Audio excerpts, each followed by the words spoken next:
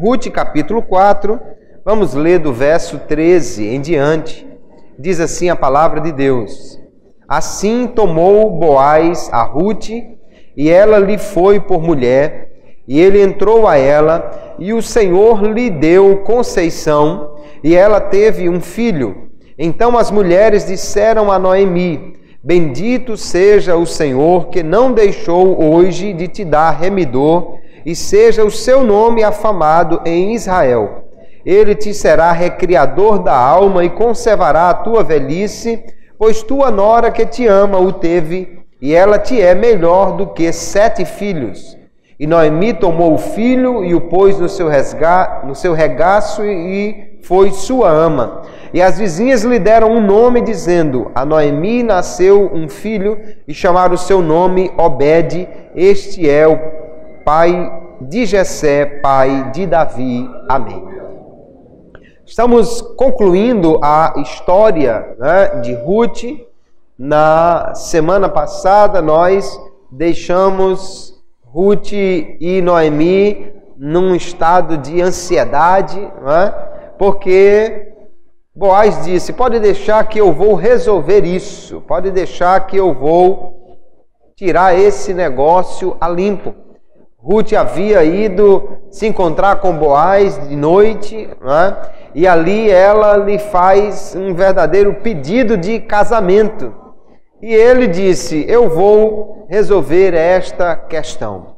E aqui no início do capítulo 4, nós vamos ver o texto que vai guiar a nossa meditação nesta noite, nesta terceira parte do livro de Ruth.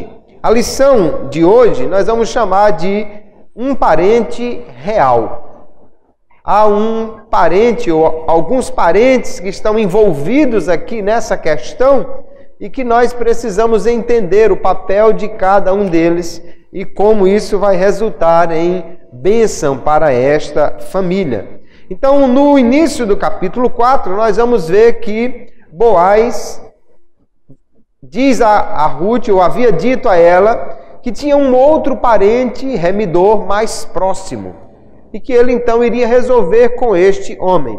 Veja que Ruth, que tinha tido um marido, mas que morreu, e que ficou de repente viúva, agora tinha 2 candidatos a marido, Tinha Boaz, a quem ela tinha feito o pedido, mas ele disse: tem um outro remidor mais próximo. E aí os leitores certamente vão ficar nesse suspense. E agora? Será que Boaz quem vai casar com ela? Ou será que o outro parente é que vai casar com ela? Até porque Ruth, a essa altura aqui, já alcançou uma boa fama, Ela já é conhecida em Belém como uma mulher que trabalha, uma mulher dedicada à sua sogra, uma mulher leal, uma mulher que se converteu ao Deus de Israel. Quem não gostaria de casar com uma mulher de tão boa reputação? E aí, os leitores certamente vão ficar pensando: será que o outro homem vai querer casar com ela ou vai deixá-la para Boaz? Enquanto está esse suspense, o texto diz que Boaz foi para a porta da cidade para resolver aquele negócio. Por que ele foi para a porta da cidade? Em primeiro lugar, porque todo mundo tinha que passar pela porta da cidade. Quem ia entrar ou quem ia sair da cidade tinha que passar naquele lugar. E também porque nas cidades antigas havia geralmente uma espécie de uma praça na frente da porta da cidade, e era ali que os negócios que diziam respeito à administração da cidade e a outros negócios que eram realizados, todo o processo legal, tudo era resolvido ali na porta da cidade. Nós vemos que no livro de Josué, quando Deus está dando ordens acerca das cidades refúgio, por exemplo, no capítulo 20, o Senhor vai dizer: e fugindo para alguma daquelas cidades, por-se-á à porta da cidade, proporá as suas palavras perante os ouvidos dos anciãos da tal cidade. Então tomarão consigo na cidade e lhe darão lugar para que habite com eles. Quando algum homem fugido vinha apresentar a sua demanda aos anciãos da cidade, ele ia exatamente para a porta da cidade. Ali ele resolvia a questão legal com os anciãos. Boaz então foi para o lugar certo, o lugar onde ele sabia que iria encontrar o outro homem e onde poderia resolver aquele negócio legalmente. Ali então nós vamos ver que o parente remidor chegou. E quando ele ia chegando, Boaz o chama. E é interessante que o relato de Ruth não diz o nome daquele homem. Boaz diz assim: ô fulano, vem aqui. Esse nome ausente, apenas chamado de fulano, talvez seja porque o narrador achou que não era importante incluir o nome dessa pessoa, ou talvez até para proteger a sua reputação, para ele não ficar conhecido exatamente como o camarada que perdeu a grande oportunidade de ser um antepassado do rei Davi. Imagine todo mundo que passasse na casa dele agora: mas você, que oportunidade você perdeu, rapaz. E talvez querendo proteger o nome dessa pessoa, o narrador não diz o seu nome. Só diz que Boaz chamou: ô fulano, vem cá. E aquele homem então chegou até onde estava Boaz. Diz o texto que Boaz ainda chama 10 anciãos. 10 na numerologia era um número tido como algo completo. E aqui era um número suficiente, então, para dar legalidade a aquele ato que seria feito ali. Seria o número suficiente de anciãos que pudessem ali dar o seu aval para que aquele negócio fosse resolvido. Que negócio era esse que seria resolvido?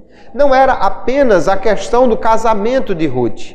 Havia antes a questão da herança de Noemi. Nós vimos que quando alguém em Israel ele ficava empobrecido e ele precisava vender a sua terra, ele não podia vender a qualquer um, ou se vendesse a qualquer pessoa, um parente daquela pessoa, do que ficou pobre, teria que comprar a terra de volta. Por quê? Porque a terra era dada à família, e aquela família retinha aquela terra todo o tempo. A terra não podia ser simplesmente vendida a um estrangeiro indefinidamente. Até podia ser vendida por um pouco de tempo, mas depois precisava ser resgatada. Apesar de não haver muitos detalhes, dá-nos a entender que quando Elimeleque e Noemi com seus filhos foram para a terra de Moabe, eles venderam a sua terra para alguém. E agora que eles estavam de volta, essa terra precisava ser resgatada por um parente de Elimeleque, por alguém que fosse parente. Boaz era parente, mas ele diz: há um mais próximo, há um parente que é mais chegado. Talvez Boaz fosse um primo e houvesse um parente mais próximo, um tio talvez de Elimeleque, ou alguém vivo que pudesse resgatar aquela propriedade. E havia uma outra questão envolvida, que era o chamado casamento de levirato. Quando alguém morria sem deixar filhos, a lei dizia que o irmão do morto se casaria com a viúva para que aquele irmão dele tivesse um filho. E o defunto, o falecido, não ficasse sem descendência. Só que havia um problema, já que não tinha irmão vivo de Malom, que era o marido de Ruth, porque Quilion também morreu. Então um outro parente, aí já há uma expansão do princípio do cunhado casar-se, e agora parece que um parente mais próximo iria fazer este papel. Então esses dois negócios precisavam ser resolvidos na porta da cidade. Então quando Boaz chama aquele homem e reúne os anciãos com ele, ele diz: olha, aqui há um problema, há uma terra que foi de Elimeleque, que é nosso irmão, ele deixa claro que Elimeleque é da família, não é? Irmão aqui não necessariamente irmão de sangue, mas irmão da tribo, irmão do clã. E ele diz, e agora Noemi, que tornou da terra de Moabe, tinha vendido essa terra e precisa ser então resgatada. Quando ele disse da propriedade, e se aquele homem queria resgatar aquela terra, veja que imediatamente aquele homem disse, então eu vou resgatá-la. Por quê? Porque a compra daquela terra era muito atrativa para ele. Noemi não tinha mais marido, também não tinha filhos, já era uma senhora, já era idosa, provavelmente não viveria mais muitos anos. Ele compraria a terra, assumiria o cuidado por Noemi, ela não ia dar despesa por muitos anos, o que ele colhesse da terra seria mais do que suficiente para manter Noemi, e quando ela morresse, a terra ficava para ele e todo o lucro que a terra trouxesse seria para ele. Então era uma compra muito atrativa. Não tinha parentes para depois reivindicar aquela terra. Porque se houvessem parentes, aquele homem não poderia ficar para sempre com aquela terra. No máximo, no ano do jubileu, ele teria que devolver a terra para os parentes. E agora, uma vez que não tinha esses tais parentes, o homem disse, eu vou resgatar, eu vou comprar. Veja que era um negócio muito interessante. Mas quando ele diz que haveria de comprar essa terra, de redimir essa terra, aí então Boaz apresenta a segunda questão. Veja que Boaz ele é um homem íntegro, em todo o tempo ele é apresentado como um homem reto, mas é um homem que tem uma estratégia. Ele não está usando de artifício para enganar, mas ele está conduzindo a coisa de uma maneira que o outro homem seja levado a fazer aquilo que ele quer, abrir mão de Ruth, de quem Boaz já estava possivelmente enamorado, já estava querendo realmente casar-se com ela. E aí então, depois que o homem diz, eu compro a terra, Boaz diz, só que tem um problema. Se você adquirir a terra, você vai ter que também casar com a viúva de Malom. Vai ter que casar com Ruth, a Moabita, e você então vai redimi-la. Aí a coisa ficou mais complicada. Por quê? Quando o casamento é vinculado a essa história, então agora a terra que fosse comprada por aquele homem só seria dele por um tempo. Depois ele teria que a devolver para o filho que ele tivesse com Ruth, porque ele seria o verdadeiro herdeiro daquela terra. Entenda que o filho que aquele homem tivesse com Ruth seria considerado como filho de Malom, ou até mesmo de Elimeleque. Então seria o legítimo herdeiro daquela terra. Quando o homem viu que a coisa era diferente, aí ele disse assim, eu não poderei redimir, no verso 6 ele diz, para que não cause dano à minha herdade. Ele já ficou pensando, eu vou ter um filho, mas esse filho não vai ser meu legalmente, é filho de Malom, só que quando ele crescer, ele vai querer a terra de volta, mas ao mesmo tempo o filho poderia requerer até a herança, ou parte da herança, de outras coisas que aquele homem quisesse. Ele disse, não, eu não quero conversa com isso, porque senão vou misturar a herança desse menino com a herança dos outros filhos, eu não quero, tome você essa mulher. E aí então o homem abriu mão de Ruth e abriu mão também de comprar a terra. E aí nós vemos aqui, irmãos, a diferença, o oposto que há na motivação desses dois homens. Boaz, mesmo sabendo que perderia aquela terra, ele resolveu redimir, porque ele tinha interesse não só em abençoar Ruth, como de estar com ela. O outro homem só estava interessado no lucro financeiro.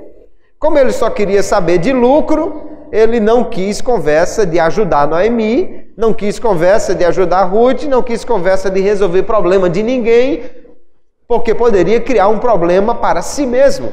E aí nós vemos que a atitude pouco generosa desse parente mais próximo é exatamente o oposto da atitude generosa, da atitude benevolente que nós encontramos em Boaz, que é o mesmo tipo de atitude que nós encontramos em Ruth para com a sua sogra Noemi.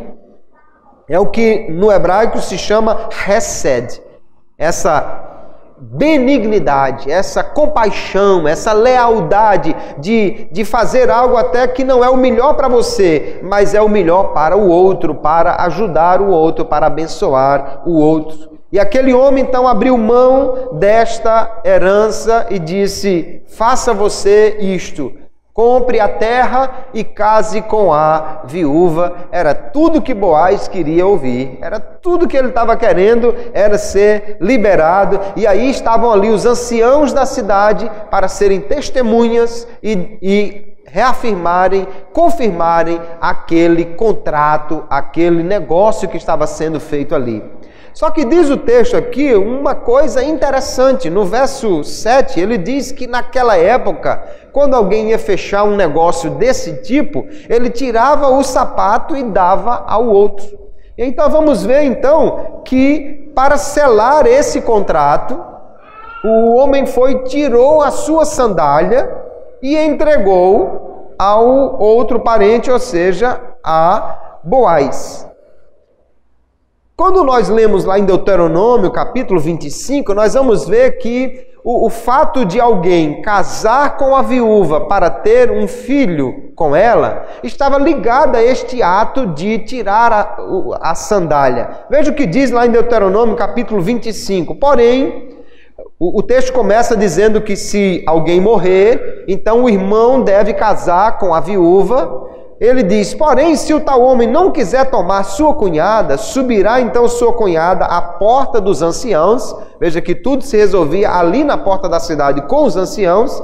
E dirá: meu cunhado recusa suscitar a seu irmão nome em Israel, não quer fazer para comigo o dever de cunhado.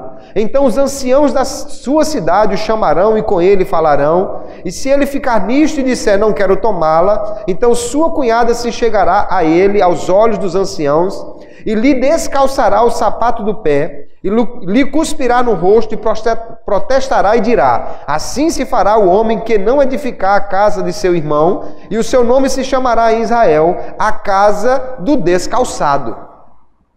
Era algo muito sério, né?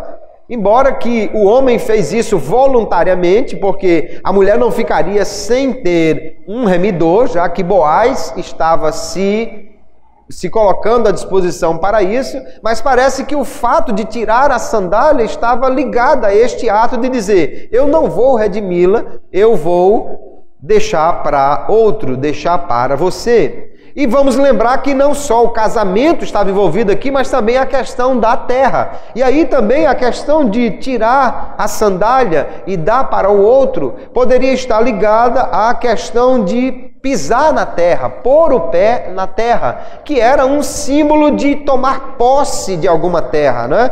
Lá em Josué capítulo 1, verso 3, Deus diz: todo lugar que pisar a planta do vosso pé, vos tenho dado, como eu disse a Moisés. E outros textos mais falam exatamente de pisar na terra para poder tomar posse.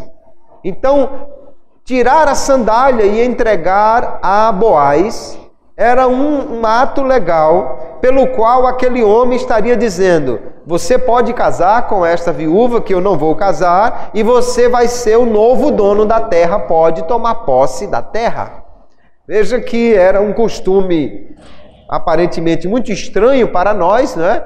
O sujeito fechava um negócio e ia para casa descalço.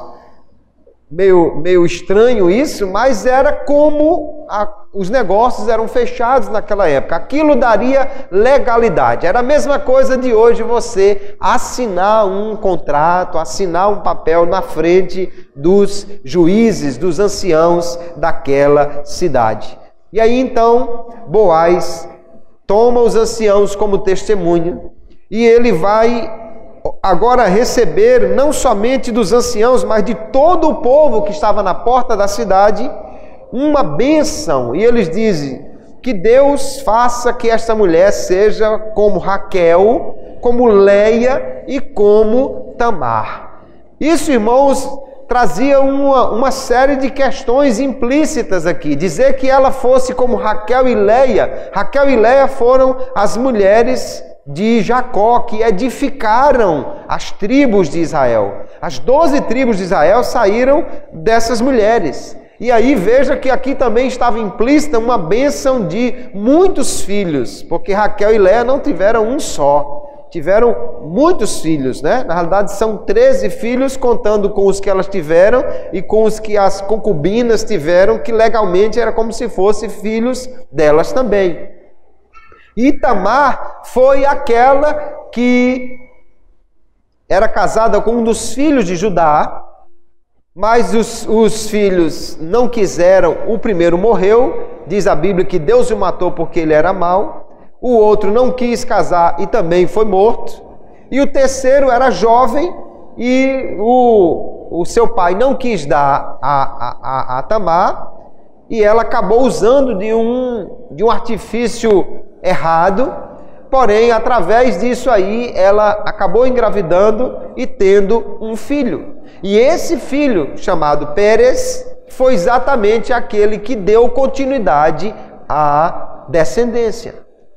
Aqui a família de Boaz, aqui o povo de Belém, era exatamente fruto daquela relação, eram descendentes, portanto, tanto de Raquel, quanto de Leia, quanto de Tamar. Então aqui há uma bênção, né? Uma oração que Deus abençoasse aquela família, que desse muitos filhos, que desse prosperidade a eles.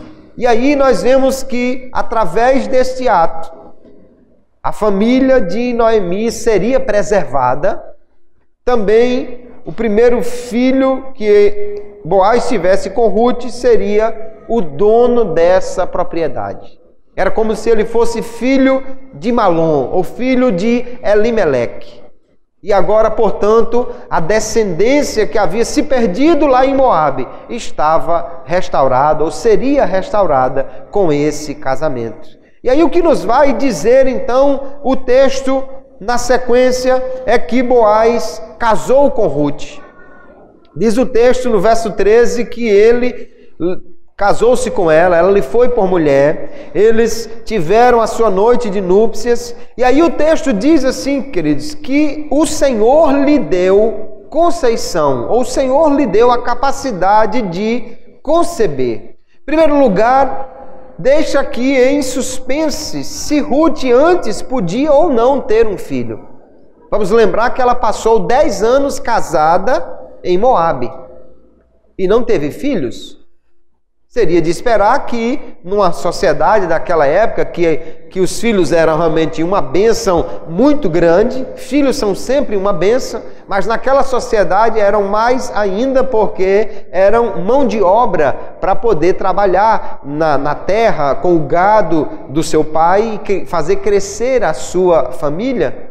Numa sociedade daquela, não ter um filho era considerado mesmo uma maldição para uma mulher. Porque Ruth passou anos casada em Moabe e não teve filhos. O problema estava em Malom ou o problema estava nela? Aqui o texto não diz que ela era estéril, mas diz que Deus lhe deu a capacidade de conceber.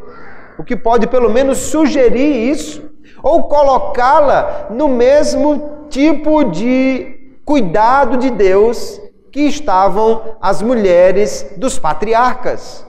Vamos lembrar que Sara não podia ter filhos, depois Rebeca não podia ter filhos, a esposa de Isaac, Sara com Abraão, né? Depois Raquel não podia ter filhos, a esposa de Jacó, e Deus abriu a madre, deu a capacidade de ter filhos a essas mulheres, e foi assim que Israel foi edificado. Nós vamos ver que o texto está caminhando para um desfecho que vai acabar incluindo essa família praticamente na mesma linha, na mesma linhagem dos patriarcas, com um propósito que é de favorecer a linhagem de Davi, colocando como uma linhagem importante em Israel, favorecida por Deus. O fato então é que se Ruth podia ter filhos antes ou não sabemos ao certo, mas é que agora ela teve, da parte de Deus, diz o texto, a capacidade de ter um filho. Nasceu esse filho, um homem, um menino, um herdeiro, né?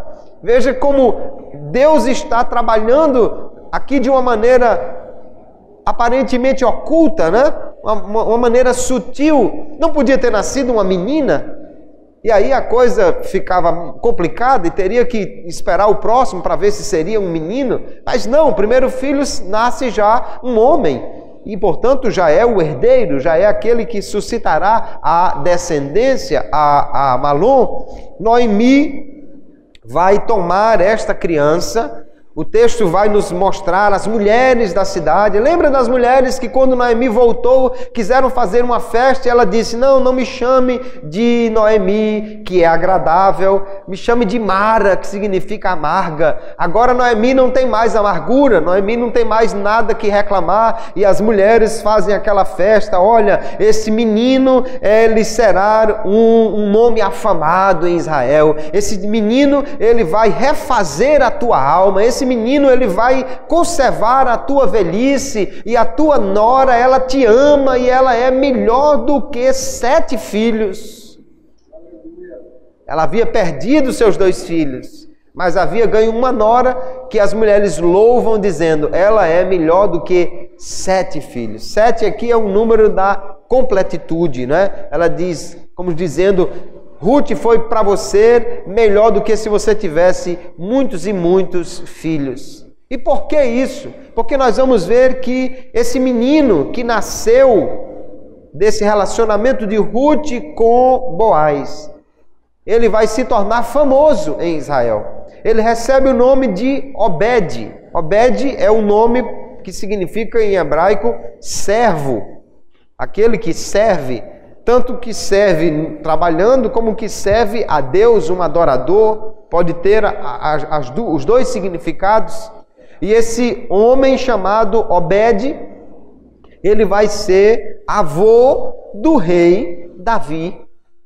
Ele vai ser avô daquele que vai ser o rei mais famoso de Israel, aquele que vai estabelecer a dinastia mais longa, aquele que vai estabelecer o padrão de retidão de um rei diante de Deus. Então, o que nós vamos ver no desfecho dessa história, irmãos, é que Deus abençoou aquela família de uma forma extraordinária, que não somente eles tiveram um filho, mas um filho que se tornou o avô do rei Davi. E ainda nós vemos o cuidado de Deus, porque se você olhar para essa época, a época dos juízes, o texto vai dizer, naquela época não tinha rei em Israel, cada um fazia o que queria. Não tinha rei, mas Deus estava reinando, Deus estava conduzindo as coisas. E agora Deus concede um rei a Israel. Não Saul, o rei que não deu certo, mas Davi, o rei que estabeleceu o reino e que fez aquela terra voltar a ter uma liderança que ouvisse a Deus, um homem segundo o coração de Deus. E quando você vai dar um salto no tempo e ler o Evangelho de Mateus, você vai descobrir que Deus está reinando, e Ele não só deu o rei Davi a Israel através desta vida, dessa família de Ruth, mas você vai ver que dessa história também surgirá o Rei dos Reis, Jesus Cristo, que é descendente de Davi e descendente exatamente dessa história. Aleluia! Deus está conduzindo a história. Ele dá rei a Israel, Ele dá marido a Ruth, Ele dá filho a Noemi, Ele dá o Rei dos Reis, o Salvador de toda a terra, através dessa história de Ruth com Boaz. Que história interessante! Agora, finalizando o texto aqui, nós temos uma genealogia. A genealogia que começa com Pérez. Pérez é alguém que se tornou importante nessa tribo, E a partir dele é que ele vai traçar essa descendência. Se você voltar lá no livro de Crônicas, primeiro livro de Crônicas, capítulo 2, você vai ver que Pérez é exatamente o filho que Judá tem com Tamar. E é dele que começa então a genealogia. São 10 reis apresentados aqui, 10 nomes apresentados aqui. Essa genealogia é a mesma de 1 Crônicas e é a mesma de Mateus. Às vezes um nome ou outro que tem uma ligeira diferença, mas é a mesma. Pérez gerou a Esrom, Esrom gerou a Arão, Arão gerou a Aminadab, Aminadab gerou a Naasson, Naasson gerou a Salmão. Salmão, você lendo o texto de Mateus, descobre que foi marido de Raabe, e que teve, portanto, Boaz, e Boaz de Ruth gerou a Obed, que gerou a Jessé, que gerou a Davi, de cuja descendência é Jesus, o Filho de Deus, mas que na sua descendência terrena é descendente de Davi, é legítimo parente real da família de Davi. Veja que desdobramento extraordinário. E essa genealogia vai exatamente confirmar aquilo que o povo desejou a Boaz, desejou a Ruth. De fato, aquele filho se tornou afamado. De fato, o nome ficou na história. Não foi um nome qualquer. Daí vai vir o rei Davi e mais adiante até mesmo Jesus Cristo vai nascer dessa história. E tudo isso, queridos, nos leva a entender que Deus, Ele recompensa aqueles que buscam abrigo debaixo das suas asas. Foi exatamente isso que Ruth fez. Quando ela deixou a terra de Moabe e veio e abraçou não somente a terra de Israel como sua terra, mas o Deus de Noemi como seu Deus. Quando ela se converteu a Deus, Deus abençoou aquela mulher. Pela boca do próprio Boaz, ele trouxe uma bênção dizendo que o Senhor te recompense. Aquele debaixo de cujas asas tu vieste te abrigar. E aí nós entendemos dessa história. Vale a pena se abrigar debaixo das asas desse Deus que sabe recompensar. E aqui já nos estava dando a história um vislumbre daquilo que mais adiante nós vamos conhecer no Evangelho. É que a bênção de Deus não é só para um povo, uma nação, mas é para todo aquele, em qualquer povo ou em qualquer nação, que se voltar para o Senhor, se converter a Ele e se abrigar debaixo das suas asas.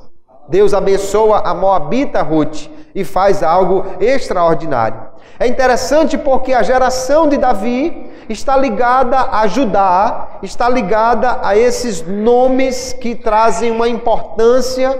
E isso mostra, queridos, ou vai legitimar a liderança política de Davi. Davi é mostrado aqui, então, como alguém importante, de uma descendência muito rica. Esse texto possivelmente foi escrito exatamente na época que Davi estava se tornando rei e foi escrito também com esse propósito de legitimar a liderança política de Davi.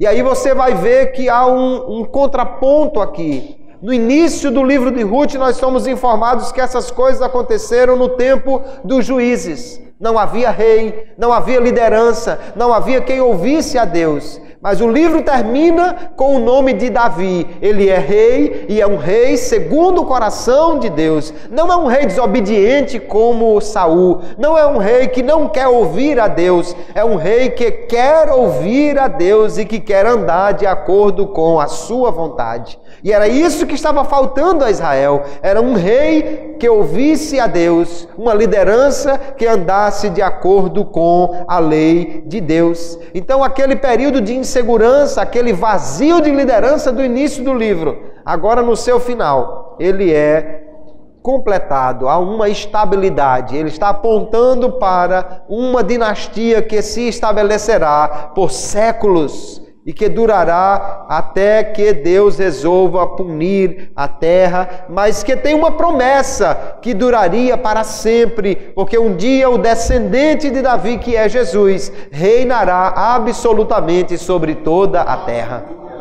Glória a Deus. Há muitos temas interessantes aqui que vão conectar a história de Ruth e a história de Davi, portanto, com a história dos patriarcas.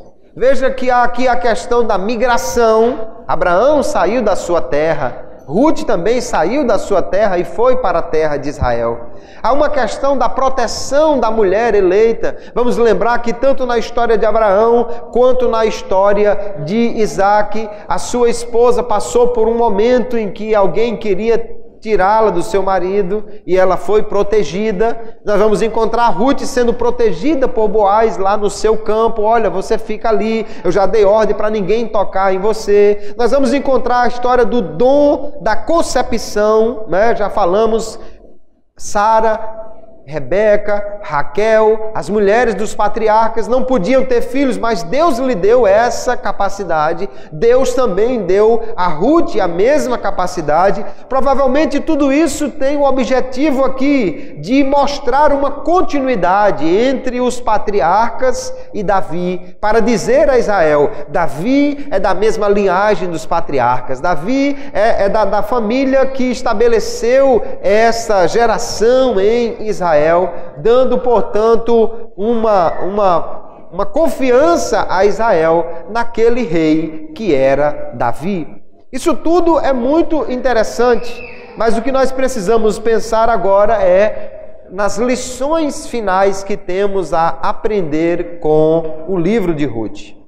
Nós somos muito tentados, e você vai encontrar muita gente tomando esse livro de uma forma figurada, fazendo uma alegoria e dizendo, por exemplo, Boaz é um tipo de Cristo e Ruth é um tipo da igreja. Mas o texto não vai a tanto. Nós não podemos dizer que Boaz é Jesus e que Ruth é a igreja, até porque nós teríamos alguns problemas para resolver. Quem é a sogra da igreja? Noemi. E quem é o filho da igreja? Obed. Então, não é dessa forma que nós interpretamos um texto como esse, uma narração. Mas nós podemos dizer que o tipo de generosidade que nós encontramos em Ruth e em Boaz é um tipo que nos exemplifica a graça generosa de Deus para com o homem. Nós podemos dizer que o tipo de ação de Boaz de remir o que estava perdido, de comprar de volta as terras e até mesmo a viúva, também exemplifica o tipo de ação que Jesus vai fazer por nós, como o remidor que vai nos comprar de volta, que vai nos resgatar com um preço mais extraordinário, que é o seu sangue, muito mais precioso do que o ouro ou qualquer outra riqueza. Mas nós temos lições preciosas aqui no livro de Ruth. Nós vamos ver que o livro começa falando de uma família que sofreu bastante e que acabou deixando 3 mulheres desamparadas. E as mulheres na antiguidade, irmãos, elas não tinham como sobreviver, a não ser que tivesse a proteção do seu pai, do seu marido ou dos seus filhos. Se você não tivesse pai, mas seu marido tomava conta de você. Se você não tivesse marido, os filhos tomavam conta de você. Mas se você não tivesse nem pai, nem marido e nem filhos, você ia ficar como a viúva de Naim, chorando na porta da cidade, desesperada, porque não tinha mais quem cuidasse de você.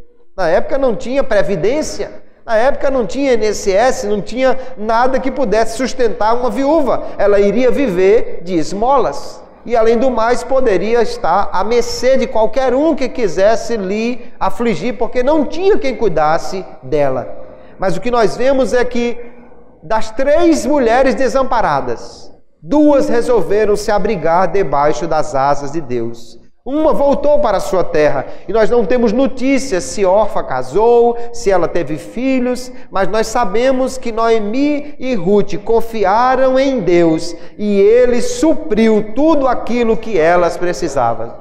Deus cuidou delas, até porque Deus já havia dito que Ele é marido das viúvas, Ele é pai dos órfãos, Ele cuida dos desamparados. Alguém pode estar desamparado, mas se está debaixo das asas de Deus, está abrigado, está seguro. Glória a Jesus. Elas sofreram adversidades, mas Deus transformou o mal em bem. Veja bem, se Ruth tivesse continuado com Malom lá em Moabe, ela possivelmente teria filhos, e ninguém saberia quem esses filhos seriam. Seriam mistos de judeus com moabitas, que era uma descendência amaldiçoada. Ela ficou viúva, e alguém pode dizer, que azar, ela ficou viúva. Mas Deus é aquele que sabe transformar o mal em bem. O fato dela ter ficado viúva, mas ter ido se abrigar debaixo das asas de Deus, fez com que Deus lhe desse um marido melhor, um filho melhor, uma descendência melhor, e agora ela é simplesmente a mãe, né? a ancestral do rei Davi. E mais do que isso, ela é da linhagem do Messias. Aleluia! Deus é aquele que sabe transformar o sofrimento em bênçãos. Quando nós lemos esse texto, muitos leitores aqui podem se identificar, por isso que muita gente gosta do livro de Ruth, porque pode se identificar com alguns personagens. Alguém pode se ver em Noemi e dizer, a minha vida é sofrida como Noemi. Outro pode se identificar com Ruth, eu sou uma mulher trabalhadora como Ruth. Ou talvez se identifique como Boaz. Eu sou um homem decente como Boaz. São personagens que poderiam encontrar-nos no dia a dia, pessoas que se identificam com eles. Mas o que é interessante aqui é ver que todas essas pessoas, porque se entregaram a Deus, porque resolveram confiar nele, foram abençoadas por Deus, foram abençoadas pelo Senhor. O que nos mostra, querido, de tudo que nós vemos no livro de Ruth, a grande lição que nós podemos tirar é que nós podemos confiar em Deus como nosso provedor suficiente.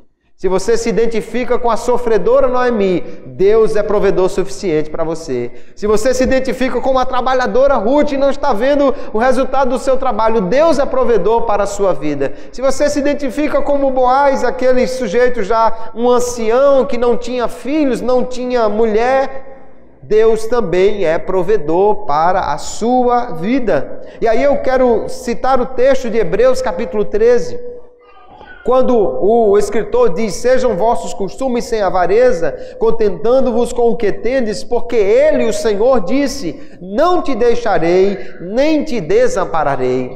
Essa é a mesma palavra que Deus vai dizer a Abraão, Abraão, eu não te deixarei, eu não te desampararei. É a mesma palavra que Deus vai dizer a Josué quando Moisés morre, olha, assim como eu fui com Moisés, eu serei contigo, não te deixarei, nem te desampararei. Aleluia! Ao longo da história, é essa a palavra de Deus para os que estão precisando de cuidado, de suporte, de provisão. Não te deixarei, nem te desampararei. Aleluia. Ele cuidou de Ruth, cuidou de Noemi, muito mais do que elas poderiam esperar. É o mesmo Deus que cuida de mim e de você. Aleluia. Se confiarmos nele, ele cuidará de nós. Aleluia. E aí então o escritor diz, e assim com confiança ousemos dizer, o Senhor é o meu ajudador e não temerei o que me possa fazer o homem. Aleluia. Duas mulheres desamparadas numa terra, certamente, ainda mais Ruth sendo estrangeira, teriam medo de que algum homem pudesse lhes fazer mal. Mas uma vez que elas resolveram se abrigar debaixo das asas de Deus, elas estariam seguras. Glória a Jesus. Nós vemos ainda outras lições extraordinárias. O livro de Ruth fala, irmãos, de uma forma de Deus agir que é uma forma muito tranquila. Deus está trabalhando, sim, mas nós não vemos em Ruth montes fumegando, Nós não vemos milagres, não vemos anjos, não vemos raios do céu, fogo do céu. No entanto, Deus está trabalhando ali. Aleluia. Ele vai prover aquela família desafortunada de 3 elementos essenciais para a sua sobrevivência. Deus vai dar para elas comida, casamento e filhos. Aleluia. A primeira questão, o maior problema era a fome. E foi exatamente isso que levou Elimeleque e sua família a sair de Israel. Mas quando eles voltaram, eles já tiveram notícia. Deus está dando pão na casa de pão lá em Belém. E quando elas chegaram, Deus usou Boaz para dar comida. E não foi uma comida pouca não. Foi comida em abundância. Nós vamos ver que no primeiro dia de trabalho, Ruth já trouxe para 1 mês de alimentação.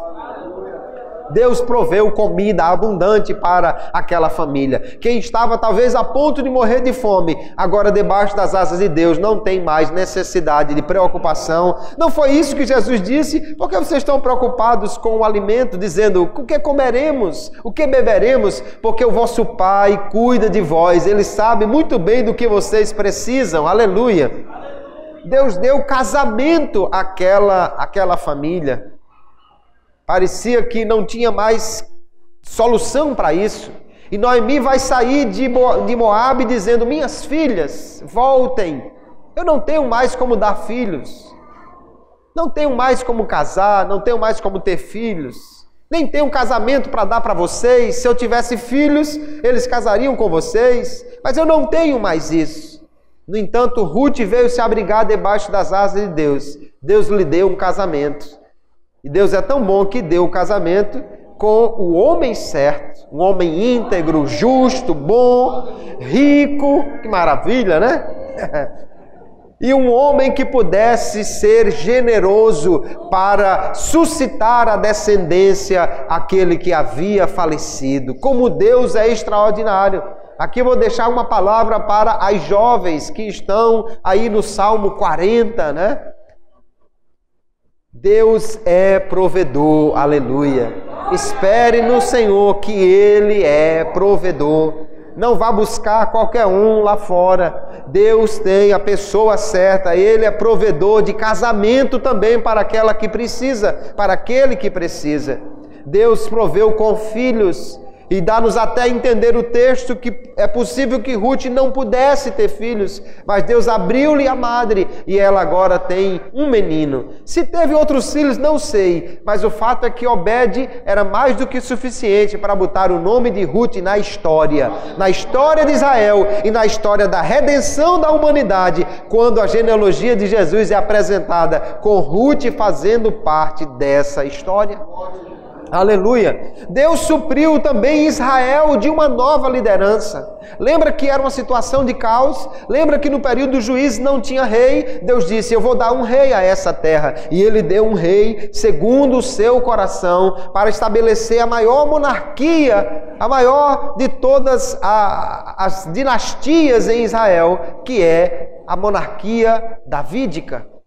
Enquanto no reino do norte os reis se sucediam, um matava o outro e estabelecia uma nova dinastia. Mesmo depois da separação das tribos, o reino do sul continuou com uma única dinastia, a dinastia de Davi. Davi disse, eu vou fazer uma casa para Deus. O profeta disse, faça. Mas Deus mandou o profeta voltar e disse, não, você não vai fazer uma casa para mim. No entanto, Deus disse, eu vou fazer uma casa para você.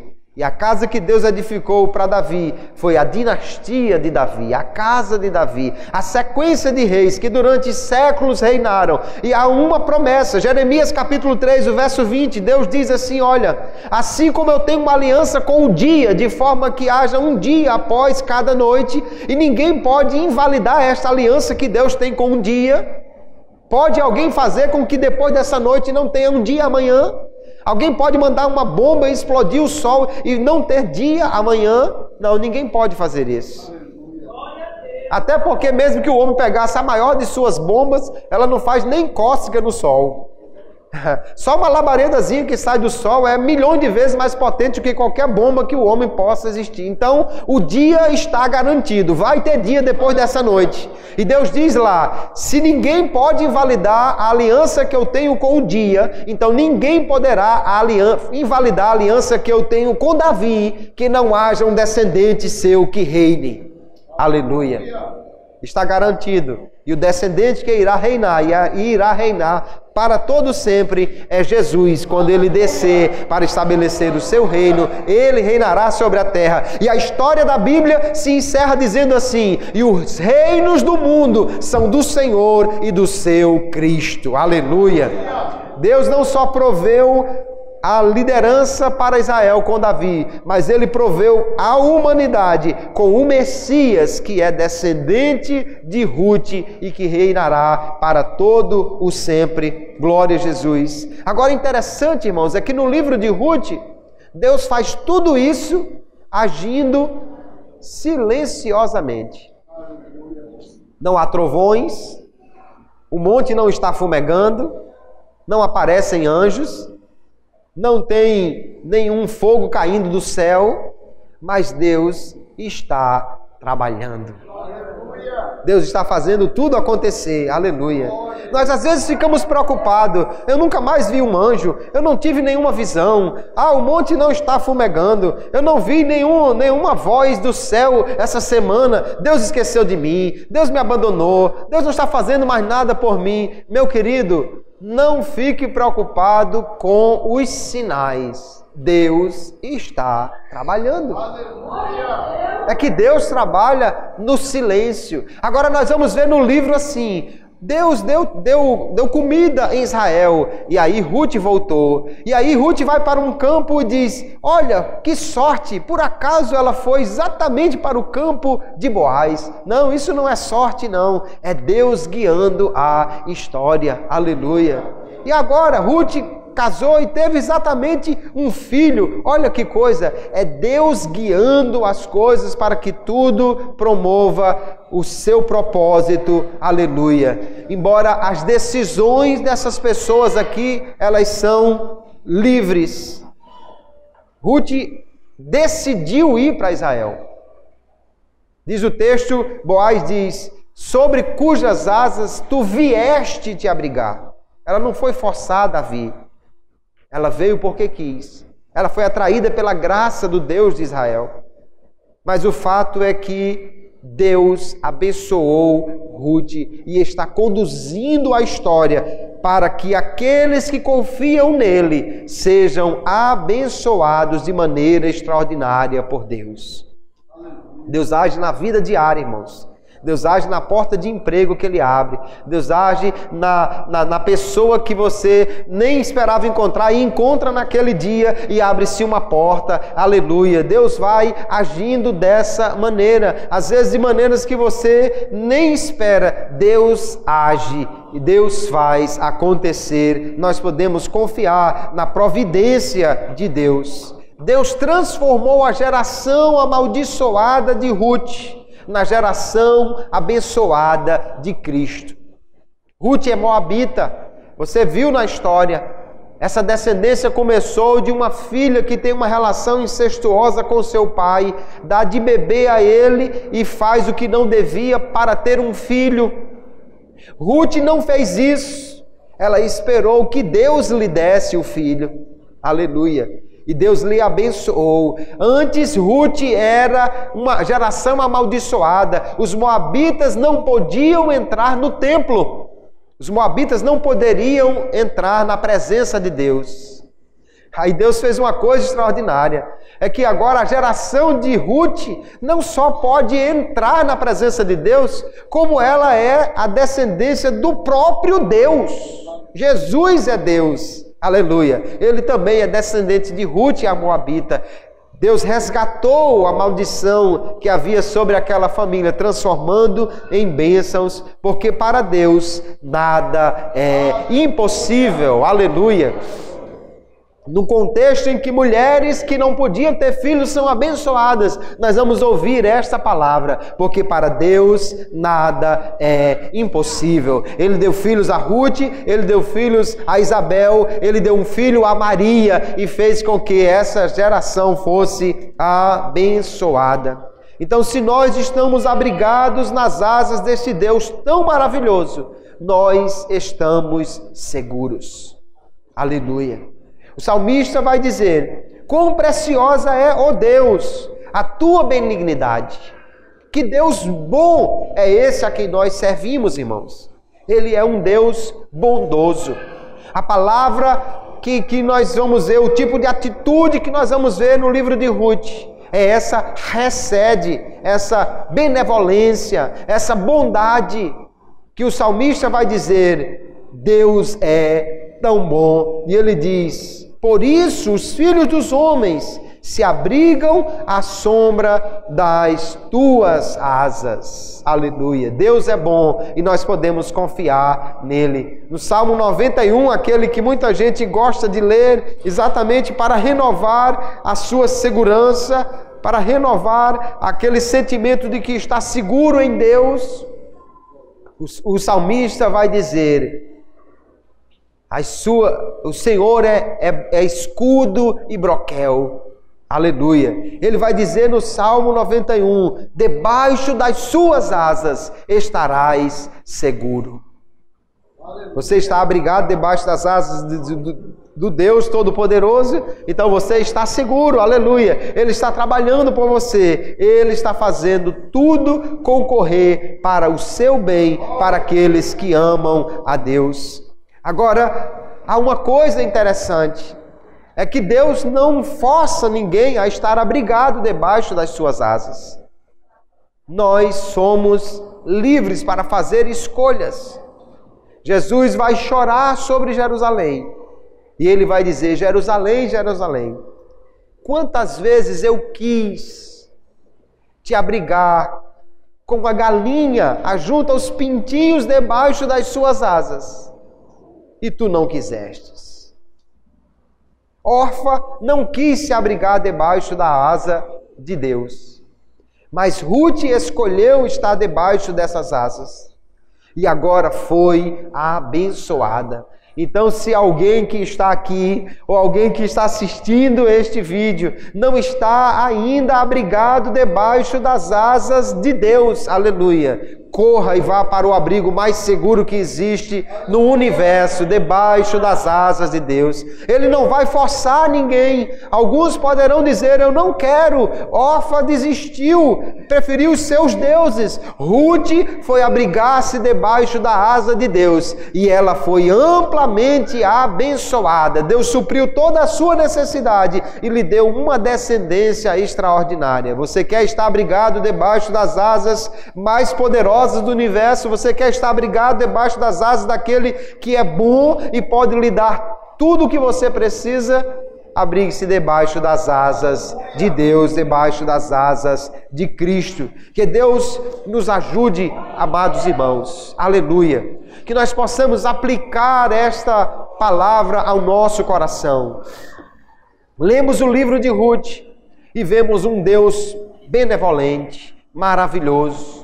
E vemos que mesmo quando não estamos enxergando os milagres, podemos confiar na providência de Deus. Ele está trabalhando por mim e por você. Descanse no Senhor, entregue a sua vida a Ele. Deleite-se debaixo das asas de Deus. Descanse debaixo da proteção do Altíssimo. Deite-se na sombra do Onipotente. Aleluia. E fique tranquilo debaixo das suas asas. Você está seguro. Ele está trabalhando por você e Ele abençoará você e a sua descendência, porque Ele prometeu estar conosco, prometeu cuidar de nós, prometeu fazer, aleluia, aquilo que ninguém mais pode fazer, nos dá vida e vida com abundância, aleluia.